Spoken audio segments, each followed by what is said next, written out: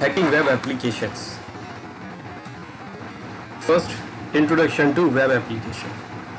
Now, web application provides an interface between end user and web server through a set of web pages that are generated at the server end or contain scripts code to execute dynamically within the client web browser. Though web applications enforce certain security policies, they are vulnerable to various attacks such as SQL injection, cross-site scripting, session hijacking, etc. Web technologies such as Web 2.0 provide more attack surface for web application exploitation. Web application and Web 2.0 technologies are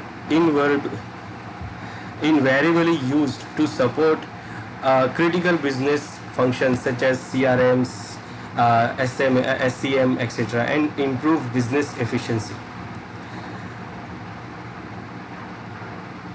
Then, how these web applications work?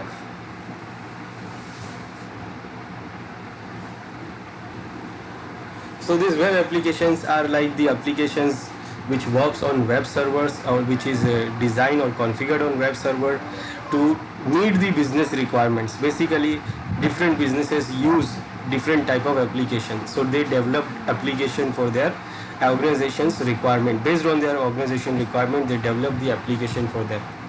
And those application, we have those applications. Some of the applications are local, but most of the applications are web application which works on web servers.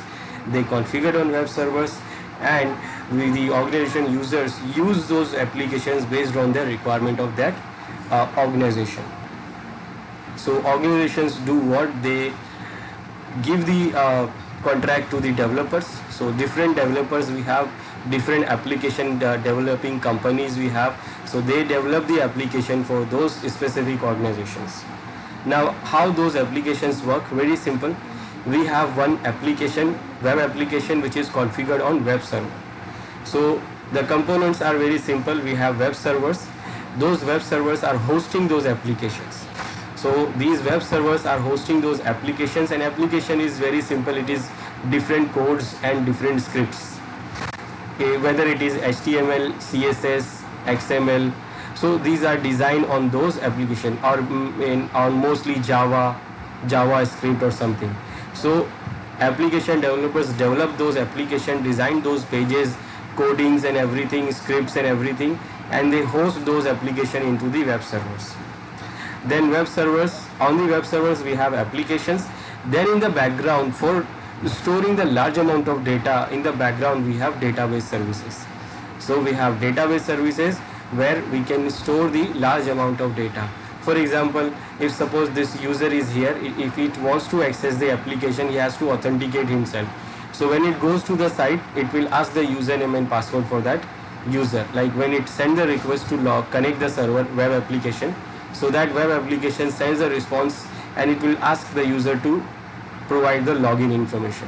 Now when the user provides the login credentials like login, username, password and other information, these information will go through the internet and the firewalls, and then it will go to the web server. Web server's job is to provide the request forward the request to web application. Now web application will do what? Because it is storing the data into the database, so web developer do what? They design the web application, and in the application they design different calls for the database. Now remember, databases are very simple. They don't understand much things. In the databases, we have the different structures. In the different structure, we store the different data, and those structures is called tables. So in databases, we have different tables. We have tables. In that tables, we can say this image. It is like this. This is one of the table where you have ID, you have topics, you have news, and suppose it is logging information. So you will see the ID, username, password, and other informations. So these are like tables. So databases have the tables, and the databases works very simple. When you want to get the data, then you send the query to the database. Then with the query, in the result of that query, the database will respond with the data which is your query. So these application do what? In the application developers develop, they configure the query request there. So they configure the query and the query will go to the database. For example, you can say here select star from news where id is equal to this. That means these are like simple queries we have in database. So in databases it is actually SQL database, MySQL database, Oracle SQL. So these kind of SQL databases, SQL means structured query language. It is actually the language where you can see these kind of codes. These are the language of database. So in this language we design the query. So developer designs the query on the application. So when this user sends the username and password, so this application sends the query to match the username and password from the database table. It will say like select the username, this is equal to this, where the password is equal to this. Now it will match the username and password, and database will do what? It will match that username and password, and if the username and password is matching, database will give only two answers, true or false. Is it true or false?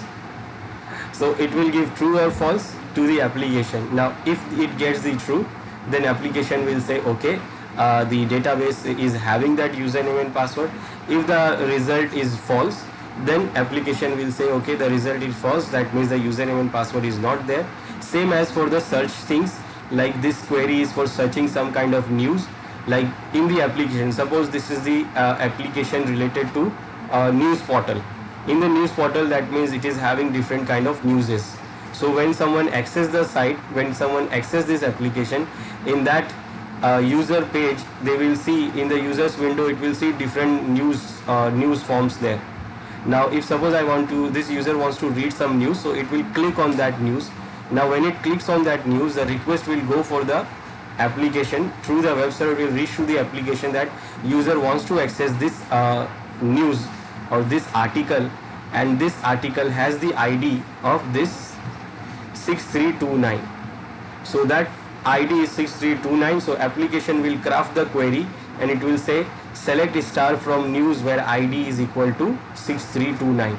So it is saying that the query goes to the database server, to the database, and it is saying that select the star, that means all from the news. News is the table. This is the name of the table where ID is equal to 6329. So there is a table in the database which name is news, and in that table you have it has stored different news with the ID. ID is to identify that particular article. So it will send the query like select star, that means everything from the news table where the ID is equal to this. So the database will do what? It will forward the data, the query, the result, like it will check the table, it ID matches, then what? If it is true, then it will forward the detail here, whatever the news detail it is having stored here, it will forward it to the application, and that web application will forward it through the web server. It will forward this to the user, and user will see that article, and it will see that article here in the user's window, or we can say browser's window. So this is how the whole web application works. So web applications are actually configured on the web server, and they are actually the front end, and in the back end we have the database services, which is managing the database and providing the data to the web application based on the query or based on the requirement. Now there is one more thing it is showing here. It is called OS system calls. Through this database query, web applications can also do the system calls. System calls to the operating system. Now to the operating system that have this database configured. That means these database services will be configured on particular operating system. Either it is Windows or Linux. So these database services can also do what? It can run the system calls on operating system itself. It can also run the application, the query to the database, and also it can access the operating system calls. That means it can execute some command on the operating system itself. And it can be a vulnerability here. Then web application architecture. So this is the web application architecture if you see in the detail. So in the client side, we have what? Smartphones, web applications. We have browsers, web browsers, like clients are using, maybe it is using the smartphones or web appliances, the appliances which can connect the internet. Like nowadays we are having smart TVs also. So it can also access the internet. It can also access the network. Then the most famous thing which we use is web browsers. We have different browsers. We have Internet Explorer, Firefox, Chrome. We have these browsers which access the internet. These browsers are, they work on like Flash, Silverlight, JavaScripts, and they are external web services also in these web browsers. Then from the web browsers we go to the web server. In web servers, what we have? We have in the presentation layer, we have firewall, HTTP, request parser. Then we have proxy server caches. We have servlet containers, resources handlers, authentication and login, also managed by the web servers. Then we have here, after this we reach to this business layer where we have the web application. Web applications are configured on .NET, C++, COM+. Then we have a business logic. Now depending on the business, it has created based on the business. So it says, we can say it is a business logic. So based on the business logic, the application is designed on these languages. Legacy application, data access. This data access is a link to database. Then it is linked to the database where it reaches the database layer. In the database layer, we have database servers where we have all the database. We can also have cloud services that we can store the database on cloud services also. We can have database from business to business also. So this is the architecture where clients will access the web servers through the internet, or they can also access the web servers if they are connected locally. So they can access directly also. Then those web servers are connected to the web applications, and web application layer is, we can say it is a business layer which is also accessing the database from the database layer to the database servers. Now when we talk about the vulnerability stack, so in first we have IPS and IDS for the security of our network. Then we have routers and switches. Then we have the operating system, it can be Windows, Linux, OS X. Then we can have the web servers, which can be Apache or Microsoft IIS servers. And in that, after the web servers, we have the database servers, that is Oracle, MySQL, SQL, MS SQL. Then we have third-party components, can be open source or can be not free, can be business, can be commercial. Then custom web applications. Custom web application which is designed based on the business logic flows, technical vulnerabilities. Now it will be designed on the based on the business logic. So if the business logic has some flaws, then it can have a technical vulnerabilities.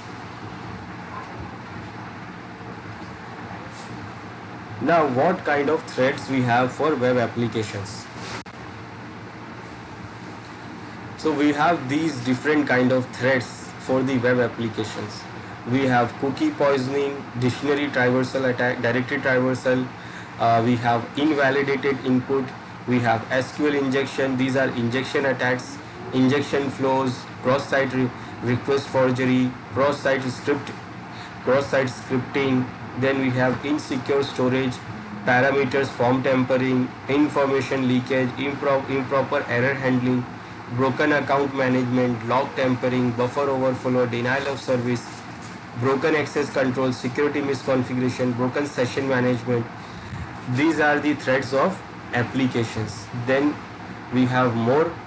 We have platform exploits. We have insecure direct object reference, insecure cryptographic storage. We have authentication hijacking, cookie snooping, web service attacking, web services attack, network access attack, hidden manipulations. We have insufficient transport layer protection, obfuscation application, DMZ protocol attack, unvalidated redirects and forwards, session fixation attack, captcha attack, security management exploits, failure to restrict the URL access. So first, invalidated input. Now, input validation flows refer to a web application vulnerability where input from a client is not validated before being processed by web application and backend server. An attacker exploits input validation flows to perform cross-site scripting, buffer overflow, injection attacks, etc. that result in data theft and system malfunctioning. Now, input validation, that means whenever you put some input, like user is putting an input. Now, user will put the input. Where it will put the input? It will put the input into the username and password field. Then in some pages we have search fields where user can do search in that. It can do the searching criteria. It can put some searching conditions are there, conditions there. So in those kind of input, the developer of the application and the server, the server administrator, they have to configure the web server or web application to reject the invalid input. Now, invalid input, that means suppose there is a field called login, username. Now, username, that means what kind of username you will accept. Like you will accept the username as an email address, you are accepting the username as a mobile number. So only that thing can be added into that field. It should not accept any other thing. That means if it says email address, then only email address can be accepted.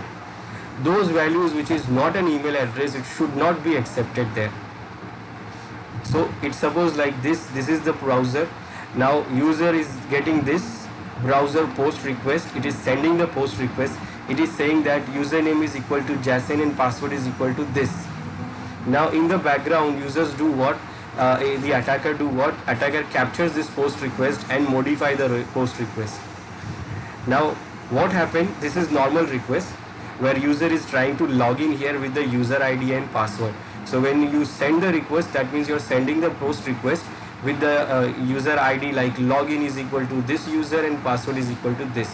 Now it will go to the web application, and as I said, web application will do what? It will generate the query to database. So string SQL will be like select star from user, where user is equal to this and user is the password is equal to this. Now if attacker modifies this query, so it can do what? It can add this unwanted characters there, like user is equal to something like this and plus user.txt plus. Now this is not accepted, or something like it can execute the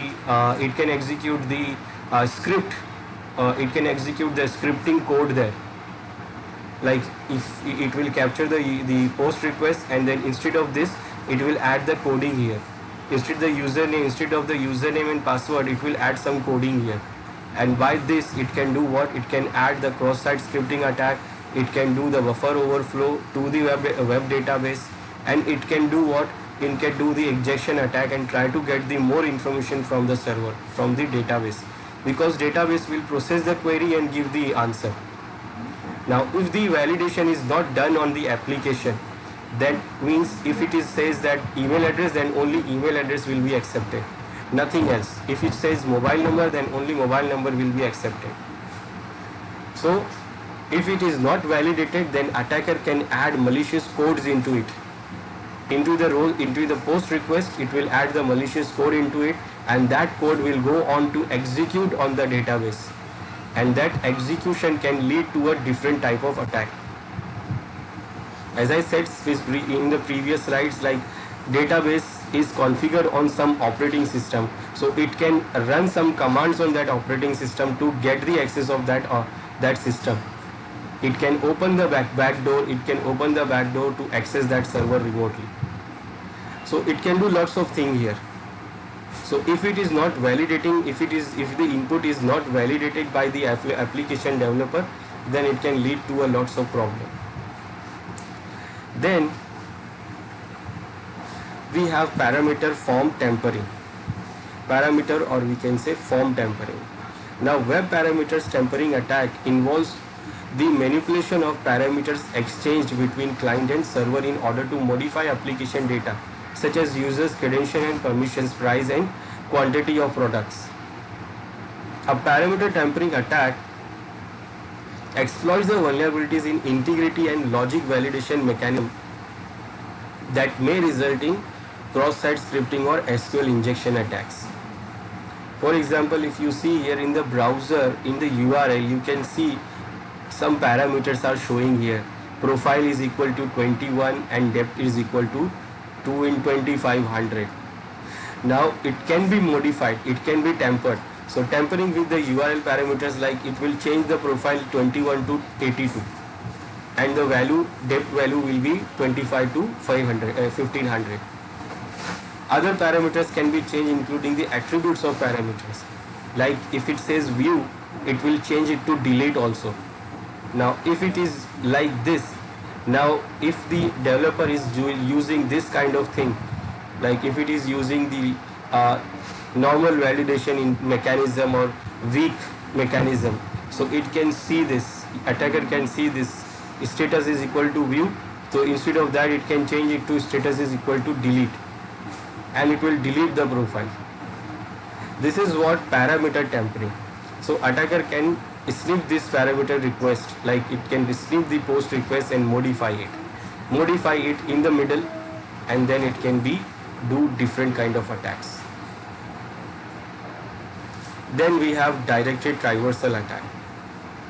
In this directory traversal attack, this directory traversal allows attackers to access restricted directories, including application source code, configuration and critical system files, and execute commands outside of the web server's root directory. Attacker can manipulate variables that reference files with dot slash, that is dot means to go to previous directory and slash is to go to more previous directory. This sequence and its in its variation. So accessing files located outside the web publishing directory using the directory traversal. That means when you click on some files, when you click on the site, when you go to the site, it will open the page which is called the index.html. That page is coming from the root directory, document root directory. Now in that document root directory, you may have different directories. The application web server may have different directories, different files and different pages, different images directory, videos directories, and then also it can have some sensitive directories which is having some sensitive files also. So this directory traversal will do what? It will very simple try to access each and every directory. Like for example, when you go to one site, you will see the front page first, and then in the front page you will see some link of the other thing, like there is an article there, and you click on that article, so it opens in the new tab, and that tab it will open that article. It is actually saved into the directory where all the other articles are saved. Now when you click on that article will open here. That is HTML file, so it will open as a HTML file, but that directory can contain other things also. Now attacker will do what? It will try to go back into previous directory. Now as you can see here, this is the name of the site, www.jaggi.com, and it is showing here these directories are there, some directory, some file. Now attacker will do what? It will try to go back into previous directory and try to access the previous directory and try to see whether I have permission to access that directory or not. So it will try, this is trial and error based. So attacker sends the HTTP request to the server responds with the password files like this. Like it will go to verify the different directories where can contain the sensitive information, and if it gets the sensitive directory, then it can send the request to get that files from that directory also. And that happens when you give the actually there is a directory listing permission. So if we give the directory listing permission, then this directory traversal attack can happen. Then next is security misconfiguration. Now this threat happens when the administrators are not configuring properly security configurations. It can be server software flaws, it can be a server configuration problem, or improper authentication management. It can be related to the unpatched security flow, and it can enable unnecessary services also. This is very easy to exploit, because if the administrator did misconfiguration, so So using misconfiguration vulnerabilities, attacker gain unauthorized access to default accounts, read unused pages, exploit unpatched flows, and read or write unprotected files and directories. Like it can do the directory traversal attacks also. The directory traversal attack is also related to misconfiguration. Common prevalence or security misconfiguration can occur at any level of an application stack, and including the platform, web server, application server, framework, and custom code also. Examples are like for the application server, admin console is automatically installed and not removed, and default account are not changed. Attacker discovers the standard admin pages on the server, logs in with the default passwords, and takes over.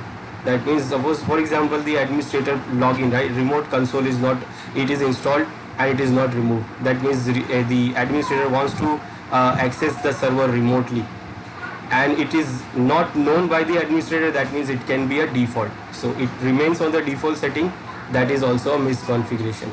So attacker can try to access that standard admin pages and see what it will try the default username and password, and if it is successful, that means it will get the access of your web server and application. Then we have injection flows. These injection flows are web application vulnerabilities that allow untrusted data to be interpreted and executed as part of a common a command or a query. Now, attacker exploits injection flows by constructing malicious commands or queries that result in data loss or corruption, lack of accountability, or denial of access. These injection flows are prevalent in legacy code, often found in SQL, LDAP, and XPath queries, and can be easily discovered by application vulnerability scanners and fuzzers. Now this involves the injection of malicious SQL queries into the user input forms. That is SQL injection. Command injection, that means it involves the injection of malicious code through a web application. Then LDAP injection, it involves the injection of malicious LDAP statements. So these are all related to the invalidate input. That means if suppose the developer is not validating the input, whatever the input is giving to the server, so it can lead to these kind of injection attacks. It can be a SQL injection that will try to run the malicious query into the web server, database server. Command injection are also same as SQL injection, where attacker try to insert malicious code and try to run the code on the operating system of the web server. That means the web server is installed on the application, installed on the operating system, and it will try to run the operating system codes on that. And it can also successful when the developer is not validating the inputs. And again, same thing can happen onto the LDAP queries. LDAP is the lightweight directory access protocol, which is the directory protocol like Microsoft Active Directory. So it can try to send the commands, malicious statements as a LDAP query to get the information about the users and password and everything.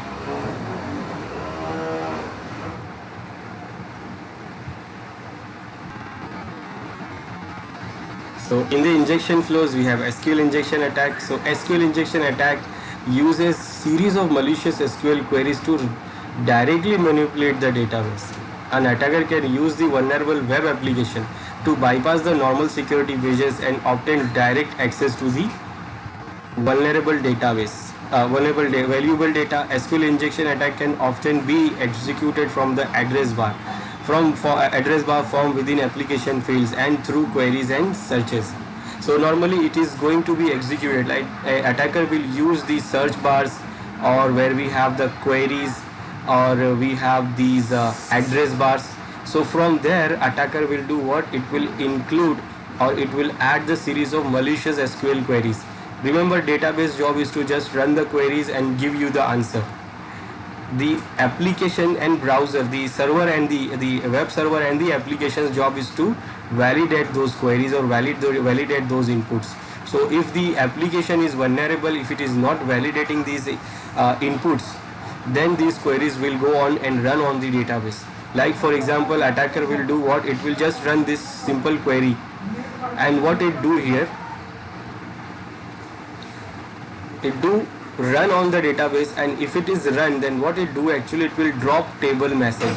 That means there is a table name message there, and it is going to drop that table. So simply dropping means it is simply showing the information about that table. So it will show you the table, it will show the in the error, as an error it will show the information to the attacker. Same as we have different type of vulnerable different type of queries also, which attacker runs through these search bars and all that. Then command injection attack where attacker do shell injection, HTML embedding or file injection. In shell injection, attacker tries to craft an input string to gain shell access to a web server. That means the shell injection function includes like system start process, java.language.runtime execution, system diagnostic process start, and similar APIs. So basically what attacker do, attacker will try to include or add the malicious query attacks, like it will attack the it will add the query strings there, which actually runs on the server where the web servers are configured. Like web servers are configured on those servers, so it will try to get the system access of that server through the shell. So it will try to open the backdoor. It's just like a backdoor where it can open the shell of that server, and it can get the remote access shell from that server where the application is running. It can also say the start process. That means it can start some process from the using this query strings. It can start some process on the server. Like for example, it will start the telnet, and then it will connect the server through the telnet. Then it can do start the different things also, or different similar APIs. Then HTML embedding, that means this type of attack is used to deface the website virtually. Using this attack, an attacker adds an extra HTML based content to the vulnerable web application. And an HTML embedding attacks user input a web script is placed into the output HTML without being checked for HTML code or scripting. So in place of adding some search queries or something, attacker do add some HTML coding, and by adding this HTML coding or scripting, it will do what? It will deface the site. Deface the site, that means site's look will change. That means it will do the defacement of the site, the website defacement attack. So it can change the face of the site, like it can add some extra pop-ups, it can add some extra messages there. Then file injection, attacker exploit this vulnerability and injects the malicious code into the system files. So it can add some data into the file directly. Now command injection. So command injection, that means attacker launching the code injection attack here. And what it is doing here, you see this is some kind of form here, like there is an option to fill the username, email address, site URL, banner URL, password. So here you have to put the valid information, but instead of the valid information, this attacker is doing what? It is adding different kind of codes here, like malicious code, like it is using this banner GIF, new password is like 01036 468. That means what attacker is doing here, attacker enters the malicious code account number with the new password. That means this is the account number here, and it is trying to add the new password here. The last two sets of numbers are the banner size, and this last two numbers like 60 and 468, it is the banner size. And once the attacker clicks the submit button, the password or the account password for the account number 1036 is changed to new password. The server script assumes that only the URL of the banner image file is inserted into the field. So user, the admin, the server, the application feels like only the banner image file is inserted, like this banner size 60 and 468, but it is adding some more information here. Now poor input validation at server script was exploited in this attack that uses the database insert and update record command. Here what it has used, it is using the database servers command called insert or update.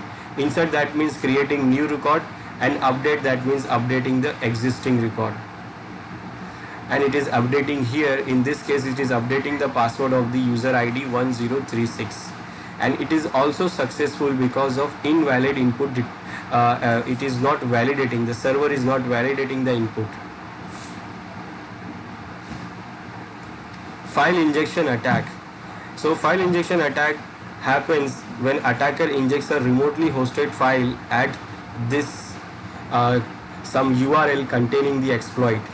File injection attack enables the attacker to exploit the vulnerable script on the server to use a remote file instead of presumably trusted file from the local system. That means instead of accessing the local, the servers are configured to access the files from the local system where it is stored into the local directory or document root directory.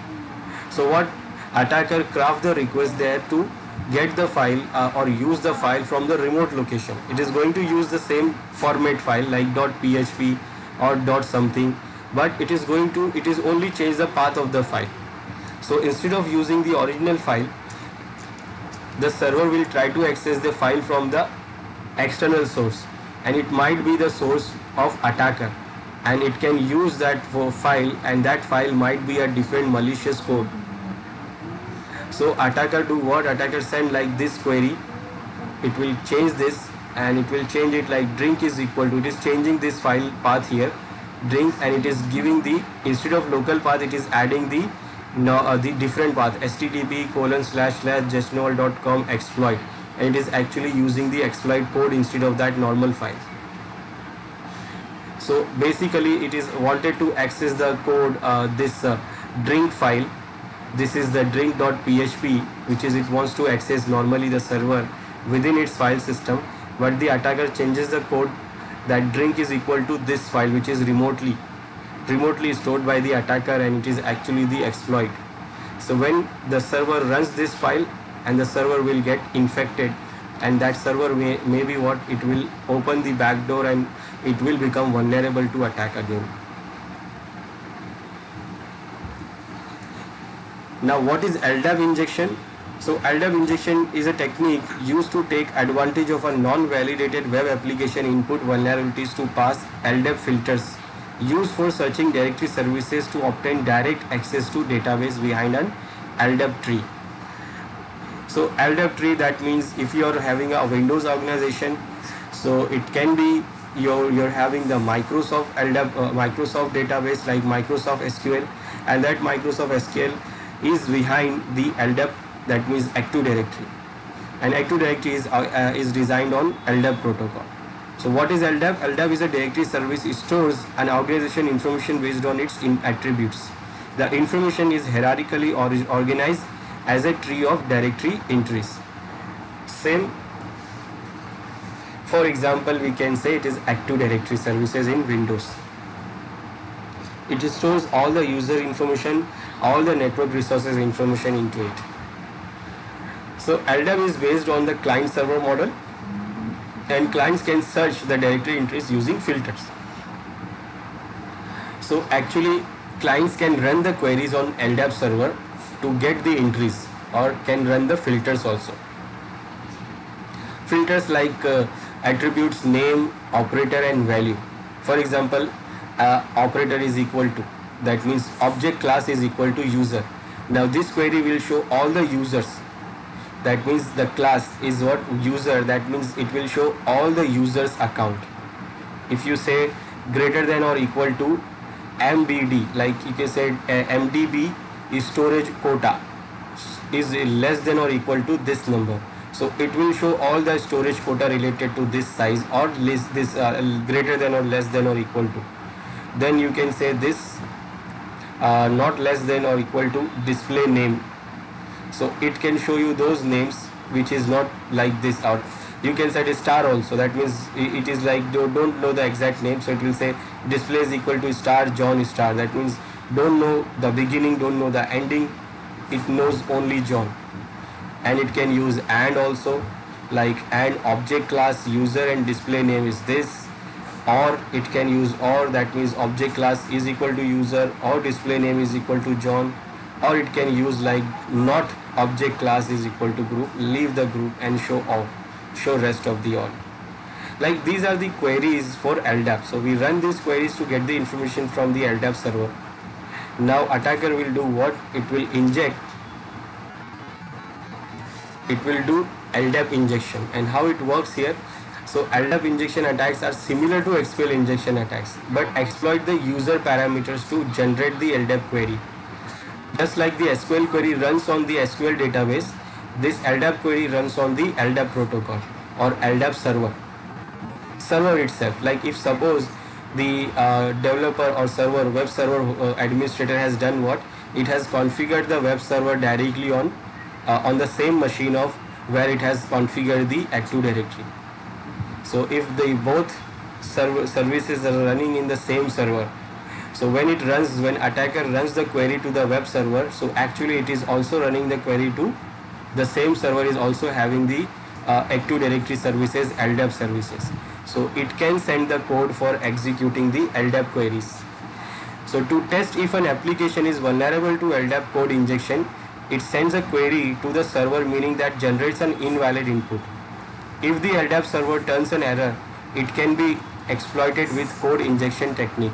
So attacker will try to do what? It will try to send the request which is not validate, like this username Jaggi Boy, then it will give bracket close bracket open and bracket close, and then password is equal to blah, anything. It can be anything. So if the LDAP server returns an error, and it can be exploited with the code injection technique. Now if the LDAP server is giving the error, that means the web server, the web application is passing the query to the LDAP server. That means the application or web server is not filtering the query. Otherwise it will give you invalid input detected. It should give invalid input detected. Instead of that, if the attacker is getting the error from the LDAP server, that means the query is going to run, it is going to run on LDAP server. It is running on LDAP and sending the query, the error there.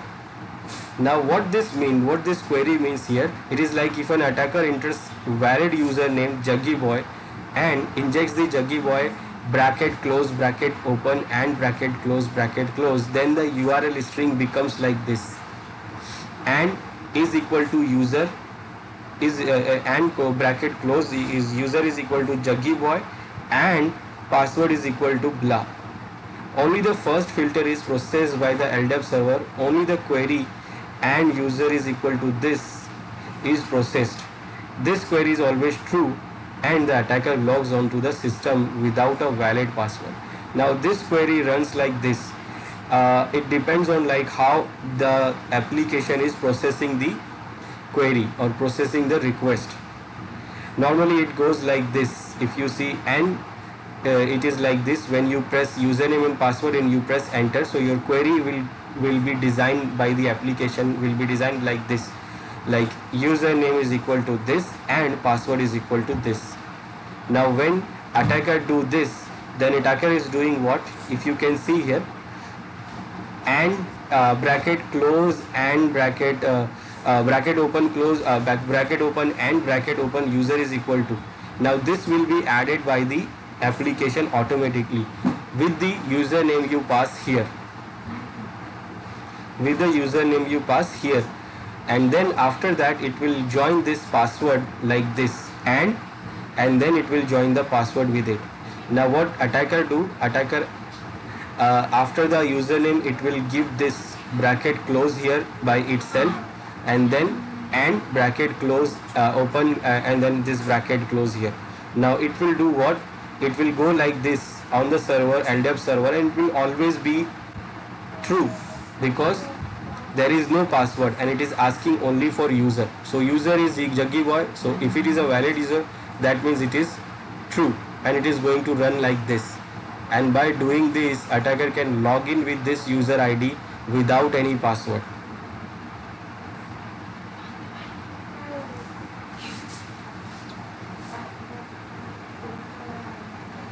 Without any password, user can log in with this user account.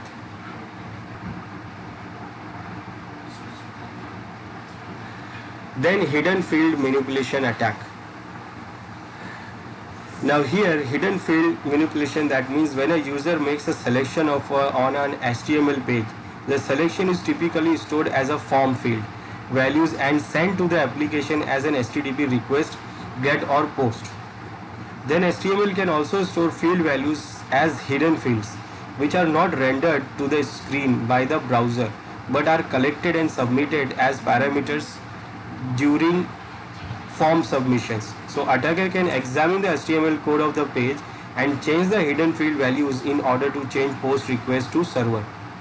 So normally it will not show you in the browser URL. So attacker do what? Sometime it will not show you in the browser URL, just like it is showing here, that normal request like this. This is the URL and then it is going like product name and then the price is this. So hidden field is like price. So price will not show you down normally in the browser. It will show you in the post request like this HTML code. It will show you under this HTML code that this is the product name value is this and price product value is this, like 200. Now when attacker get this request, so attacker will do what? Attacker will intercept this request, post request. First in the browser it will do what? It will not generate the normal request, but in the background it will do what? It will intercept the request and it will change the value here, the hidden field value. Now hidden field value, for example, like we are saying product and the product price. Now suppose there is a television there on the retailer side, LED television, and the price for that LED is 10,000. Now this is fixed. Now if I select one television, I have to pay 10,000. If I select two televisions, that value we select, like how many we want to get. So when we are putting the order for that television, so we select how many quantity we want. We cannot change the value. Value is fixed. Value is, if it is saying 10,000, then 10,000 will be fixed. Now when we select like I want two televisions and I submit the request, so my request will go to the server as like the product name is this, product price is this 10,000 and quantity is 2. So the total value become 20,000 and we will see the bill as 20,000. So that product value which is fixed by the retailer, it will be like hidden value. So attacker will intercept that request and can change the hidden value. Like for 200 it can change the only 2 price can change, it will change the price to 2 only. Like 10,000 it will change it to only 10. Now when it goes to the server, because the request is generated by the server itself, so the request, the field fixed by the server, so the attacker will see the total price only 20 rupees, or it's in this case it is saying only 2. And what attacker will pay the price and say that I want to get this product because I have already paid and the receipt is generated. Now what happened? It is the problem of that retailer site. I don't know, I find this thing and now I wanted this because I purchased it on this price. So it will be like attacker will say that I don't know what is it, but I got this product on this price. So it is like hidden field manipulation. Those fields must be hidden and those fields must not be seen by anyone. If it is even if it is even intercept the request, it should not be shown. But if it is showing there those hidden values, that means attacker can change those values, and it is called hidden field manipulation.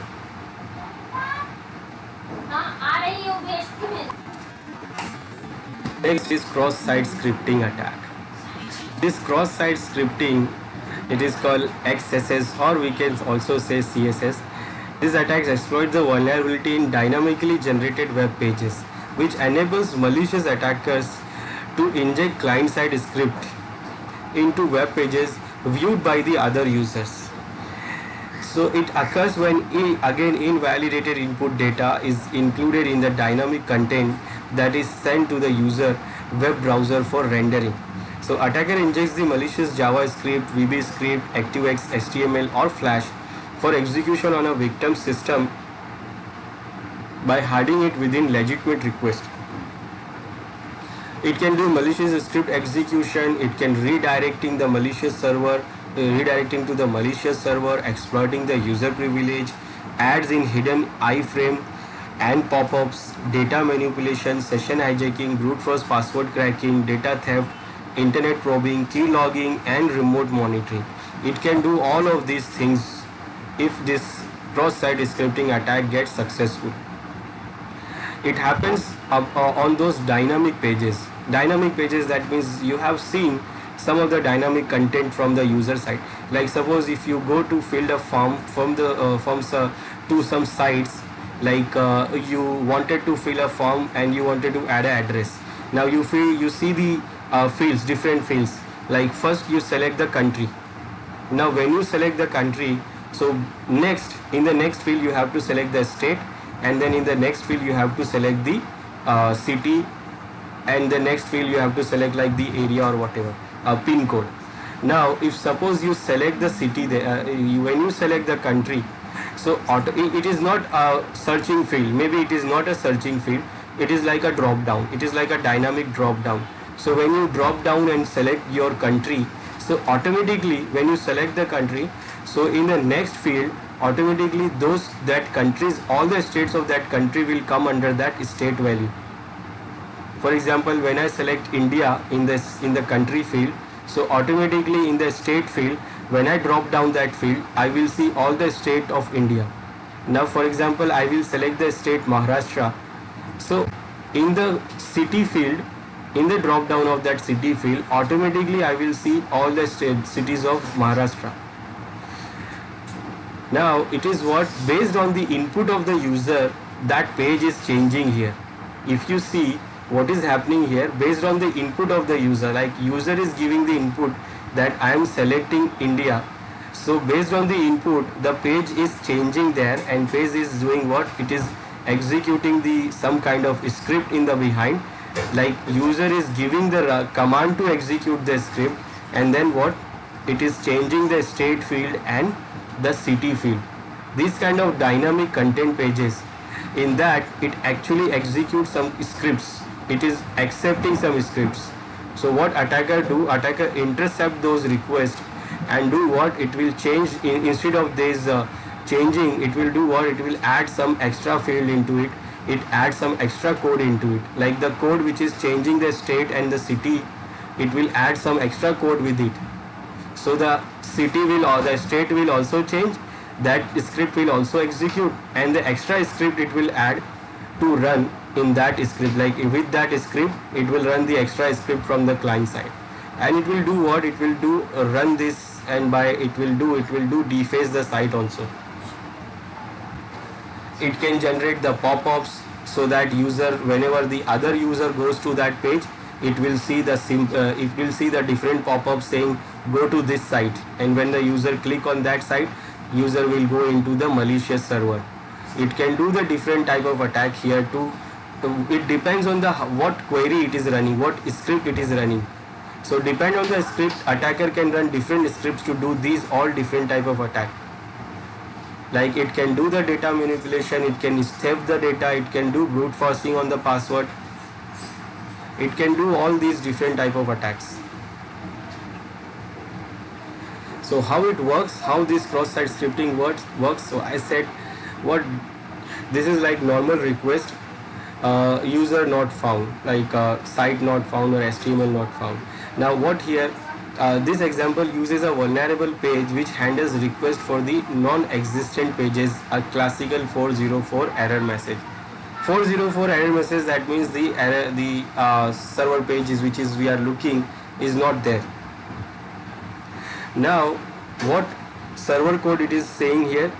It is saying this HTML body this, print not found, and URL code decode is this, and request is this. Now it will go to the server response, and this is the server response. Now server is handle request for a non-existing page, a classic 404 message, error message or error page.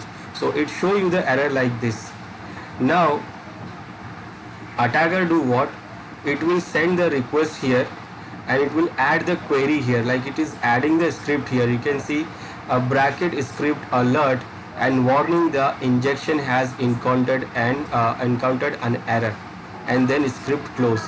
So it is opening the script here and it is closing the script here, and it is showing this, and it is actually giving the alert window. So alert window, that means instead of this response 404 error, now server will do what? Whenever someone accesses this page, it will show you that warning page. It is what? Alert page. It is the alert pop-ups. It will show the alert pop-up instead of this error message 404. So if someone accesses the same, try to access the same page next time, so server, instead of showing this 404 error, it will show this pop-up. And in that pop-up, it depends on attacker that what message it will put on that pop-up. It can put here like it is putting warning, the application has encountered an error, or it can put any other warning or any other code or any other message. It can say that go to this site for more information, or maybe it says like site is redirected, this page is redirected to the other server, and it will take you, or it will redirect you to the malicious site. It can do, it depends on the code it will add. So whatever the scripting code it will add, it depends on that what kind of attack it can do.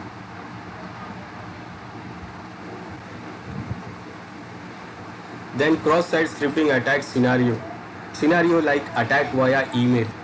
Attacker can use email also for doing the attack. Now in this example, the attacker craft an email message with a malicious script and send it to the victim. Like it is crafting this link here, it is adding this link here of the attacker's victim's bank, and with that it is adding here the script instead of the profile. Client profile is equal to, it is adding a script here with the malicious code, and it is saying click here.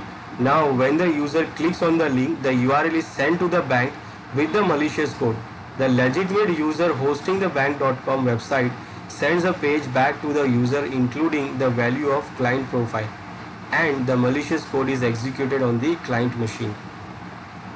So attacker will do what? It will send the email to the victim, and then this, when it clicks, user clicks on that malicious link, the request will go to the server, and it will the request is received by the server hosting the bank site, and server sends a page to the user along with the client profile dialog box. It is like this, and with the malicious code.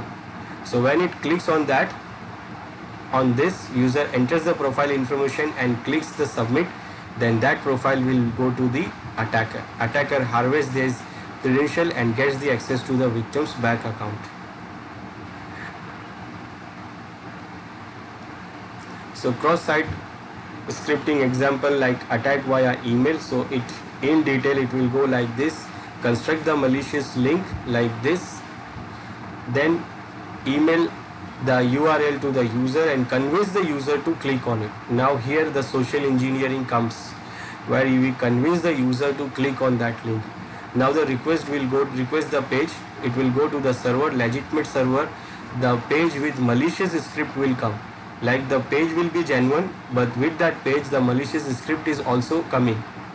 Now when the user runs that, so it will run with the malicious code, and that code will lead to the leak of the information or theft of the data from the user. It can also lead to steal the user's cookie also. Like it can also, it depends on the query what attacker craft. So depending on the query what it will do, it can get the cookies of the user also. So if the user is already running some sessions with some important sites, so attacker can get the cookies of those sessions, and then it will do the session hijacking. Then with this it can send an unauthorized request also. Again attacker will construct the malicious link with the code, with the script, then with the malicious script, then it will email the user and convince the users to click on it. Now request the page, the user's browser will request the page with the malicious code, and it will go to the legitimate server page with the malicious script. Now again the server will send the page to the user with the malicious script. Now when the user runs it, it will get the unauthorized access, and it will try to send the unauthorized access. This malicious script will send the unauthorized request to the server. This all depends like which type of script it is running. Then attacker can do what? It can attack on the blog posting also. Now here what happened, user visit the tag post website here and it see the post here that has a malicious code. Malicious code like it is a script on load Windows location with this .com and is injecting the blog post. Now user redirect to the malicious website here. Now when user clicks on that post, it will redirect it to the malicious sites with the malicious sites, like this is the malicious website. Now attacker adds a malicious script in the comment field of blog post. So how it is possible here? It is possible because attacker did what? It added the code with the comment. So if the user adds a comment here and press submit, so with the user's comment, it is actually doing what? It is running the malicious script here, and it goes to the web application, and then comment with the malicious link is stored on the server here in the database. And when someone accesses the same site or same server, same page, so it will go what? It will redirect the user to the fake site here.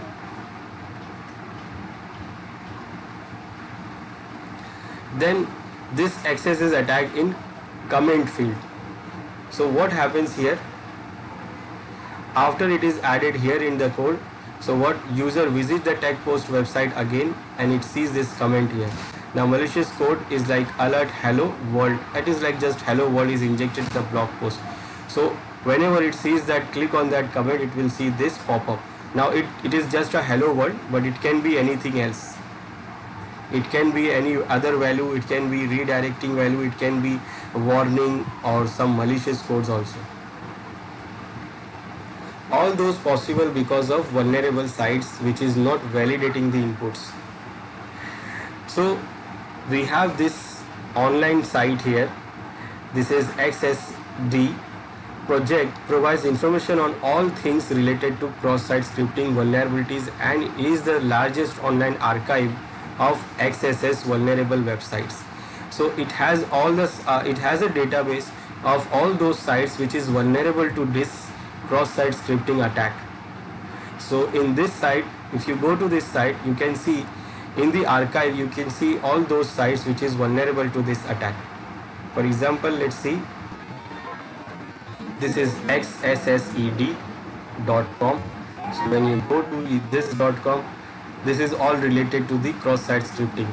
It is here saying that total number of accesses, this is special, this is fixed, this is on hold, and these are for the subscriptions.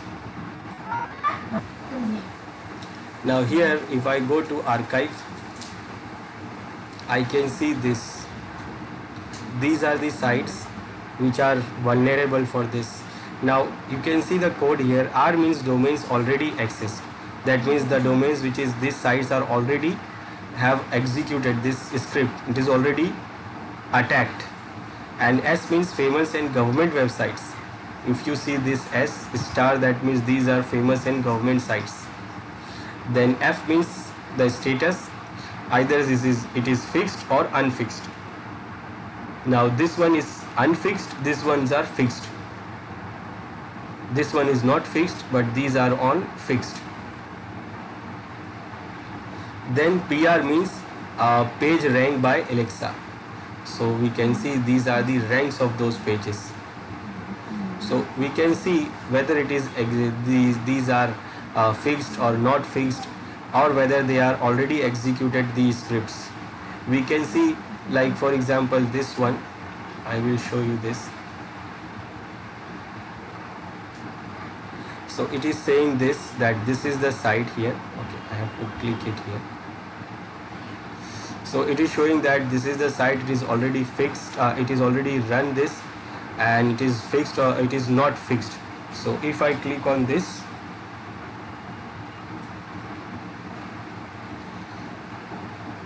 it is showing that URL here. Now I will go to mirror here. So it shows me here that this security risk, it is about this. It has submitted on this date a cross-site scripting vulnerability affecting this site which at the time of the submission ranked this on the web according to Alexa, and we manually validated and published a mirror of this vulnerability on this date, and it is currently unfixed. And if you believe that this security issue has been corrected, please send an email to us. So it keeps the record of all this, and what error it has here. So it uses this error. You can see with the URL what they did here, they added this script here, and they have already done this, and this is the mirror of that error. If you want to view the mirror, then you can click on this, and it is going to that site, and you see this is the site which is already done this scripting, and you can see this already run the cross-site scripting code here, and because of the code you see this message here. It was alert message, and when I click OK, it will go. It is just an alert. So this site XSSD, they have XSSD, they have ED, they have done what? They have already run the code here, and they have did what? They added that code. Which code? They have added this code here. They have added this code there, and they have added for the alert only. What alert? So only they added for number 1. It is only number 1. This message is only showing there. So when you see the mirror, you saw that message there. Let me show you again.